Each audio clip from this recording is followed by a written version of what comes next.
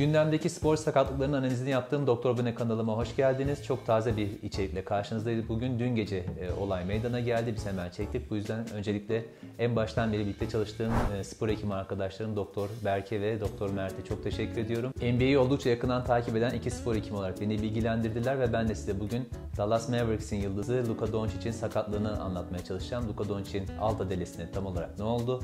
Ne zaman tekrardan parkelere dönebilir? Utah Jazz serisinde oynayabilir mi? Bunları biraz konuşacağız. Şimdi öncelikle dün akşamki pozisyonu bir inceleyelim hep birlikte. Hemen sağında da görüyorsunuz zaten.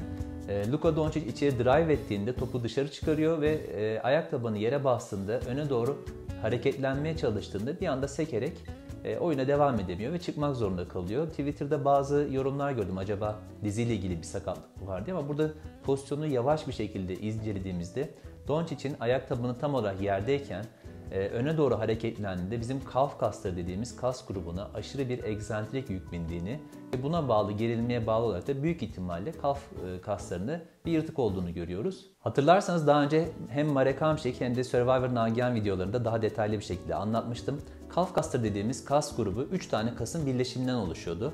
Gastrocnemius dediğimiz yüzeydeki kas ki bunun medial ve lateral başı vardı. Derinde soleus kası vardı. Bu iki kas birleşip topuğa doğru uzandığında aşil tendon oluşturuyordu.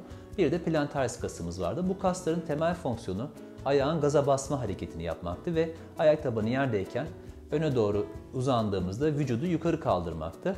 Sıklıkla da yaralanma mekanizmaları özellikle sprint anında ya da ayak tabanı yine yerdeyken aynen Luka Doncic'in pozisyonda olduğu gibi vücudun öne doğru hamle yaptığı pozisyonlarda kalf bölgesine meydana gelen aşırı gerilmeden sonra orada bir yırtık meydana geliyordu. En sık da gastrocnemius kasının yaralandığını söylemiştik. Hatta hatırlarsanız yine Galatasaray Nefli Akompursel'in sakatlık analizini yaptığımız pozisyonda bu kalf bölgesindeki gerilme çok aşırı olduğunda aşil tendonu da kopabiliyordu. Tekrar Doncic'e dönecek olursak elimizde herhangi bir MR ya da ultrason bulgusu olmadan ne zaman parkelere geri dönebileceği konusunda yorum yapmak oldukça güç.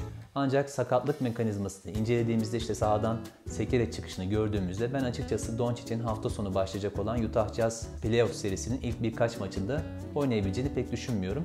Bununla ilgili NBA'de bu sezon meydana gelen tüm kalf sakatlıklarının analizi yapıldığında ortalama sahaya dönüş süresi 16 gün olarak bildirilmiş. Ancak daha önce de aslında sizlere anlatmıştım. Burada önemli olan kastaki yırtığın nerede olduğu, kastaki yırtığın derecesi yani büyüklüğü, kas içerisinde bir hematom ya da ödem gelişip gelişmediği spora dönüş sürecinin tahmininde oldukça önemli. Bir de dediğim gibi Doncic'teki problemin soleus kasında olma ihtimali var. Çünkü öne hareket ettiğinde dizinin tam açık olmadığını, hafif fleksiyonda olduğunu görüyoruz. Bu soleus kasına yüklenebileceğini gösteriyor. Bu yüzden bu sürecin Doncic'te biraz daha uzun gidebilme ihtimalini unutmamak lazım. Benzer sakatlığı 2 defa alt adalesinde yaşamış biri olarak da ben de açıkçası neler hissettiğini gayet iyi biliyorum. Bu sakatlıkla ilgili ya da incelememi istediğiniz başka bir sporcu sakatlığı varsa lütfen yorum kısmında bana bildirmeyi unutmayın.